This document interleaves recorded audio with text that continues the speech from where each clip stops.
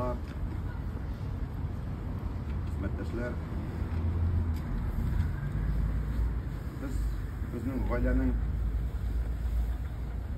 televideniye oilasining bugun bek motor, bek talantli, bek kerak o'g'lim jo'g'otdik. Albatta endi biz bu matam yig'ilishni unda o'tkazgan bo'ldik, chunki Radik ne bu yıldan, Mişik'ten 22 yıl ishga jirdi. Ammo o'z turmushining eng baxtli minutlarini bizning bilan birga o'tkazdi. Я хотел сказать, что мы, безусловно, потеряли члена нашей семьи, нашего Радика, который работал здесь 22 года. Вместе мы работали 2003 года. Он был не только ведущий, не только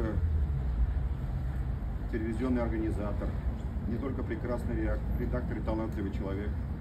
Он, безусловно, прежде всего был человек с огромным сердцем, с огромным мужеством, я хочу вам сказать, с огромной волей к жизни. Потому что здесь сегодня, я вижу, собрались, ну, по крайней мере, я вижу 4 поколения тех людей, которые работали вместе с нами. Все вы пришли, большое вам спасибо.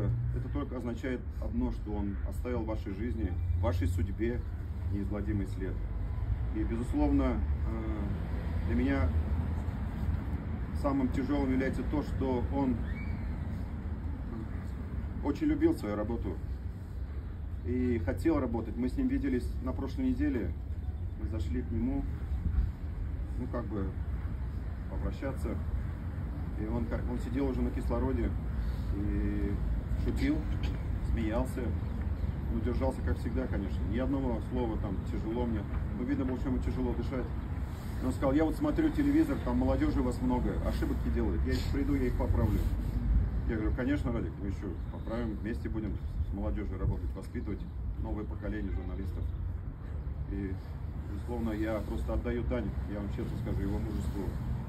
Потому что он почти 12 лет боролся с этой болезнью, постоянно ходил на работу, придет после химиотерапии, весь аж еле на ногах стоит, ну, я на работе, я говорю: ну не ходи, ну отдохни. Он говорит: нет, для меня это важно, это